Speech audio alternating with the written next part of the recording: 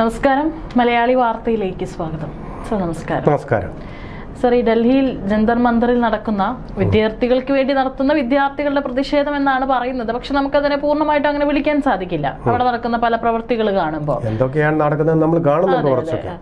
അപ്പോ ആ ഒരു വിഷയത്തില് ഒരു കാര്യമുണ്ട്.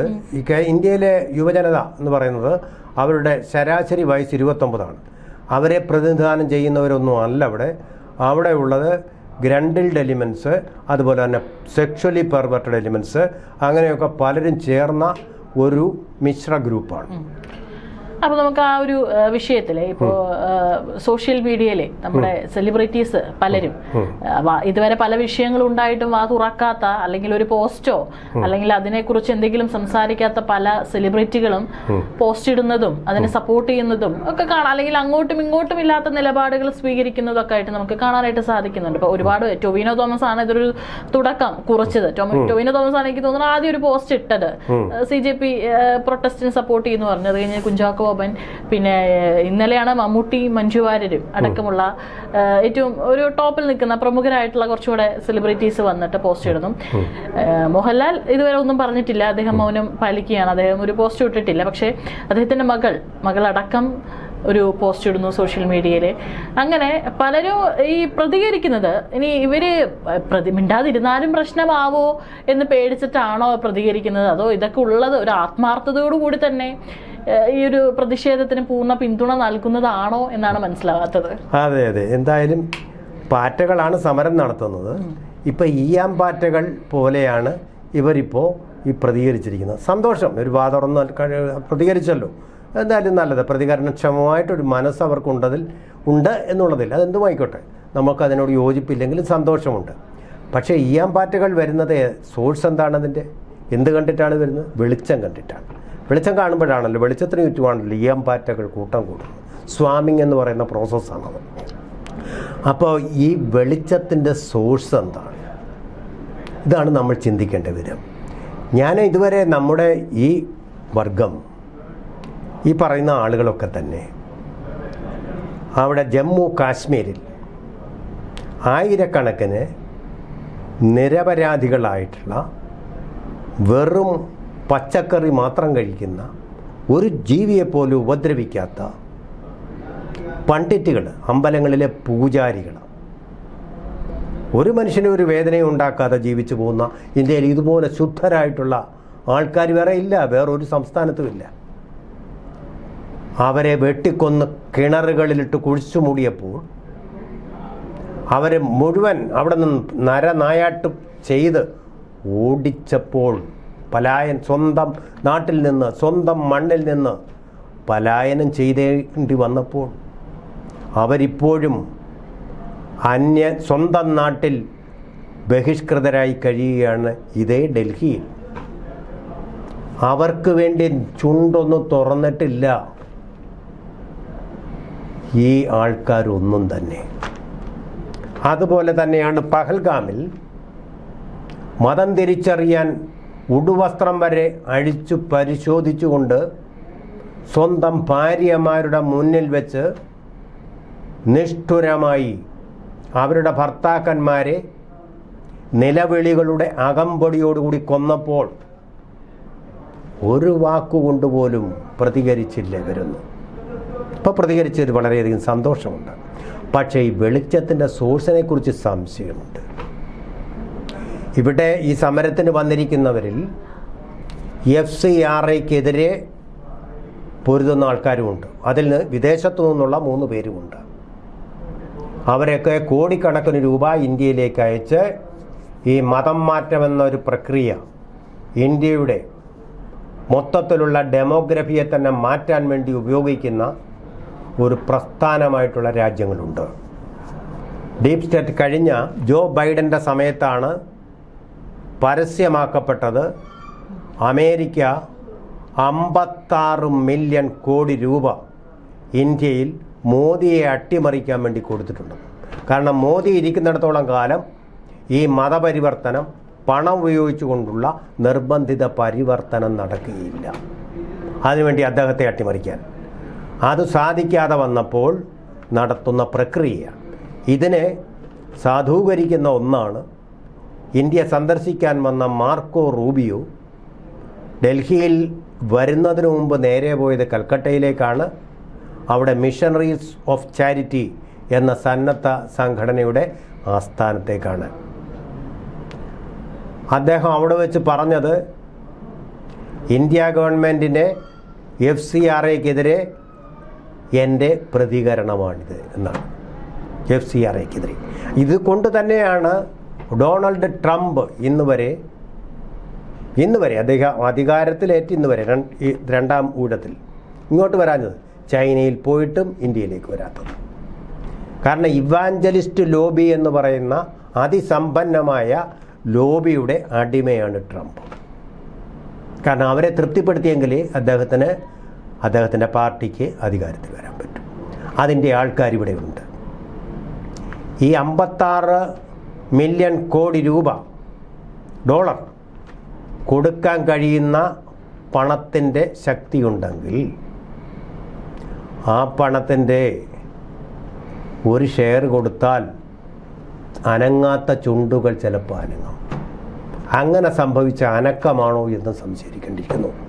പാടാത്ത വീണയും പാടുമെന്ന് പറയുന്നത് പോലെ ഇവർ പറഞ്ഞിരിക്കുന്ന വിവരക്കേടുകൾ ഇന്ത്യയിൽ, അതുപോലെ മുംബൈയിൽ നടന്ന നരനായാട്ട് 140ഓളം പേരെ വഴിയിലിട്ട് ചിരിച്ചും കൊണ്ട് പട്ടികളെ കൊല്ലുന്ന പോലെ വെടിവെച്ച് കൊന്നപ്പോൾ ഇവരൊക്കെ എവിടെയായിരുന്നു? ഒരു വാക്കുപോലും പറഞ്ഞില്ലല്ലോ. കോൺഗ്രസിൻ്റെ ഭരണകാലത്ത് എത്രമാത്രം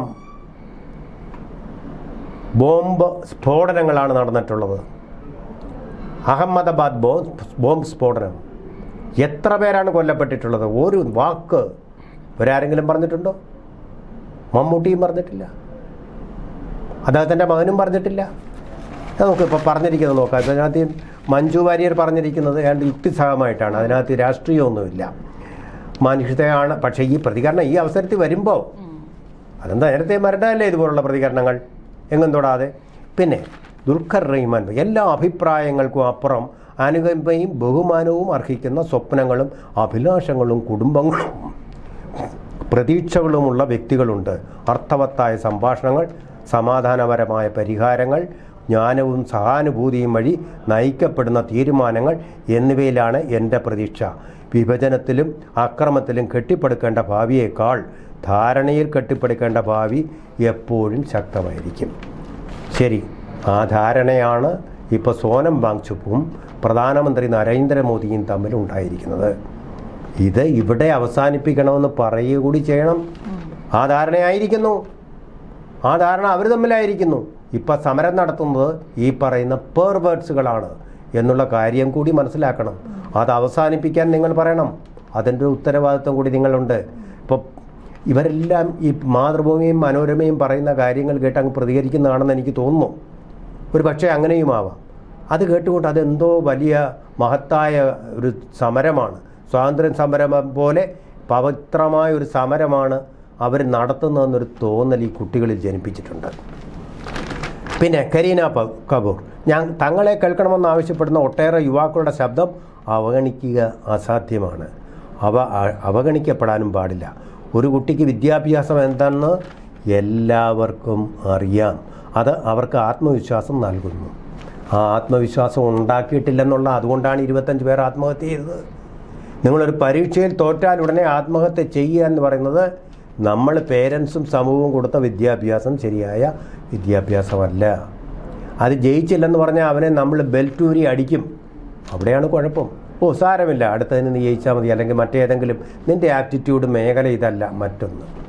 അതല്ല, അപ്പുറത്തെ വീട്ടിലെ ആൾ ഡോക്ടർ ആവുകയാണെങ്കിൽ നീയും ഡോക്ടറായിരിക്കണം എന്നൊരു ആപ്റ്റിറ്റ്യൂഡും ഇല്ലാത്ത ആൾക്കാരെയും തല്ലിപ്പഴിപ്പിക്കാൻ ശ്രമിക്കുന്ന ഒരു തരം വിദ്യാഭ്യാസമാണ് അച്ഛനമ്മമാർ കുട്ടികൾക്ക് അടിച്ചേൽപ്പിക്കുന്നത്. അച്ഛനമ്മമാരതിൽ തെറ്റുപറ്റിയവരാണ്. അതുകൊണ്ടാണ് IIT-കളിൽ പോകുന്ന ആൾക്കും പഠിച്ച് അവിടുത്തെ പരീക്ഷകളിൽ പാസ്സാവാൻ കഴിയാതെ ആ IIT-യുടെ മുകളിൽ നിന്ന് താഴേക്ക് ചാടി ആത്മഹത്യ ചെയ്യുന്നത്. അതിനൊക്കെ ഗവൺമെൻറ്റിനെ പറഞ്ഞാൽ മതിയോ? അച്ഛനും അമ്മയും ഈ സമൂഹവുമാണ് ഉത്തരവാദികൾ. അവിടെ അഡ്മിഷൻ കിട്ടിയില്ലെങ്കിൽ അത് എന്തോ വലിയൊരു കുഴപ്പമാണ് എന്ന് വിചാരിക്കുന്ന നമ്മുടെ സമൂഹം തിരുത്തൽ അർഹിക്കുന്നുണ്ട്. ഈ കുട്ടികളെന്നോ പരീക്ഷയ്ക്ക് തോറ്റാൽ ആത്മഹത്യ ചെയ്യുന്നതാണ് ഏറ്റവും വലിയ തെറ്റായ പാഠം നമ്മളവരെ പഠിപ്പിച്ചിരിക്കുന്നത്. അതുപോലെ തന്നെ അഹാന കൃഷ്ണകുമാർ, ഞാനിപ്പോഴാണ് മനസ്സിലാക്കി കൃഷ്ണകുമാറിൻ്റെ മകളാണ്. എന്തും ആയിക്കോട്ടെ, കൃഷ്ണകുമാറിനോട് എനിക്ക് ബഹുമാനമുണ്ട്, എൻ്റെ സഹപ്രവർത്തകനായിരുന്നു, സുഹൃത്തുമാണ്. അതുകൊണ്ട് ഞാൻ പറയുന്നു, അവർ പറയുന്ന കാര്യം സ്വന്തം നിയന്ത്രണത്തിലല്ലാത്ത കാരണങ്ങൾ കൊണ്ട് ഒരു കുട്ടിയുടെ പ്രതീക്ഷകൾ തകർന്ന വേദനയാണ് ഇന്നത്തെ സന്ദർഭത്തിൽ. എൻ്റെ അഹാന കൃഷ്ണകുമാരെ സ്വന്തം നിയന്ത്രണത്തിലല്ലാത്ത കാരണങ്ങൾ കൊണ്ടല്ലേ ഇന്ത്യയിലെ ഭൂരിപക്ഷം പെൺകുട്ടികളും ആൺകുട്ടികളും ജീവിക്കുന്നത്. അവനവനെ ആഗ്രഹിക്കുന്ന അവസരങ്ങളാണോ അവർക്ക് കിട്ടുന്നത്? നിങ്ങളുടെ ഈ പറഞ്ഞ കാര്യങ്ങൾ മാതൃഭൂമി എടുത്ത് കൊട്ടുകേഴ്ചെടുത്ത് കൊടുത്തിട്ടുണ്ടല്ലോ. ഇതേ അഭിപ്രായം പറയുന്ന പാവപ്പെട്ട വീട്ടുകളിലെ കുട്ടികൾക്ക് ഇത് വല്ലതും കിട്ടുന്നുണ്ടോ? അവർ പണക്കാരായിരുന്നില്ല, അവർക്കിതുപോലെ ഡാൻസും അതുപോലെ നൃത്തവും പഠിക്കാനുള്ള അവസരങ്ങൾ കിട്ടിയിട്ടില്ല. അതുപോലെ തന്നെയാണ് കോച്ചിങ് സെൻ്ററുകളുടെ കാര്യം. ഈ മെഡിക്കൽ എൻട്രൻസ് കിട്ടിയവർക്ക് തന്നെ പലർക്കും കിട്ടിയിരിക്കുന്ന അവരുടെ മെറിറ്റ് കൊണ്ട് മാത്രമല്ല, വീണ്ടും വീണ്ടും കോച്ചിങ് സെൻ്ററുകളിൽ പോയിട്ട് വർക്ക്ഷീറ്റുകൾ വീണ്ടും വീണ്ടും ആവർത്തിച്ച് ചെയ്ത് അതൊരു തരം ക്രാഫ്റ്റാക്കി മാറ്റിയത് കൊണ്ടാണ്, ബ്രെയിൻ കൊണ്ടല്ല. ഇതിനേക്കാൾ ബ്രെയിൻ ഉള്ളവരുണ്ട്, പക്ഷേ അവന് കോച്ചിങ് സെൻ്ററുകളിൽ പോവാൻ പോലും അവസരമില്ല, പണമില്ല, തുട്ട്. അപ്പോൾ ഈ കോച്ചിങ് സെൻ്ററുകളിൽ പോവാത്തവനും പരീക്ഷ എഴുതാൻ കഴിയാത്തവനും അവസരം കിട്ടുന്നില്ല. അതിനെതിരെയായിരിക്കണം നമ്മുടെ യുവതലമുറ പോരാടേണ്ടത്. ഞങ്ങളൊക്കെ എങ്ങനെയായിരുന്നു? കോച്ചിങ് സെൻ്ററുകൾക്കെതിരെയായിരുന്നു ഞങ്ങളുടെ പോരാട്ടം. തുല്യ അവസരങ്ങൾ ഉണ്ടാകണം, സ്ഥിതി സമത്വം ഉണ്ടാകണം. ഇരുണ്ട ഭാവിയും തൊഴിലില്ലായ്മ എന്ന് പറയുന്ന ഇരുണ്ട ഭാവിക്കെതിരെയായിരുന്നു ഞങ്ങളുടെ പോരാട്ടം. ഇന്നിപ്പോൾ നിങ്ങൾക്കത് വേണ്ട. 2047 ഇന്ത്യ വികസിത ഭാരതമായി മാറുകയാണ്. തൊഴിലില്ലാത്ത ഒരു സാഹചര്യം നിങ്ങൾക്ക് മുമ്പിൽ വരുന്നില്ല, താങ്ക്സ് ടു നരേന്ദ്രമോദി. എന്നിട്ട് നിങ്ങൾ ഇങ്ങനെയൊക്കെ പറയരുത്. കാര്യമറിഞ്ഞിട്ട് വേണം കാര്യങ്ങൾ വാചകങ്ങൾ എഴുതി വെക്കാൻ. അതിനൊക്കെ ഒരു അർത്ഥമുണ്ട്, അത് അർത്ഥം എന്താണെന്ന് മനസ്സിലാക്കണം. ഇതൊക്കെയാണ് ഈ വന്നിരിക്കുന്ന കാര്യങ്ങളൊക്കെ തന്നെ. ഇതൊന്നും ഒരു കാര്യവുമില്ല. അപ്പോൾ ആരോ പ്രേരിപ്പിച്ച് എഴുതിയതാണെങ്കിൽ അത് അമേരിക്കൻ ഡീപ്പ് സ്റ്റേറ്റ് തന്നെയാണ്.